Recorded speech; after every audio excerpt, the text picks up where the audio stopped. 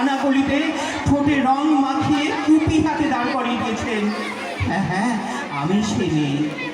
একদিন হয়তো হয়তো একদিন হয়তো বা অন্য কোনো একদিন আমার সমস্ত মিথ্যে পোশাক ছুঁড়ে ফেলে দিয়ে আমি হয়ে উঠবো সেই অসামান্য।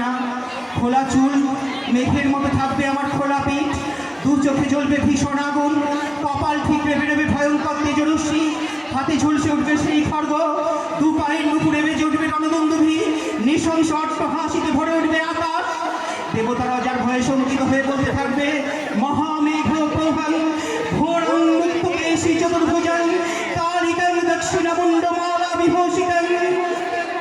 বিভৎস দাবানলের মতো আমি এগোতে থাকবো, আর আমার এগিয়ে যাবার পথের দুপাশে অসংখ্য মুন্ডহীন দেহ ছটফট করতে থাকবে।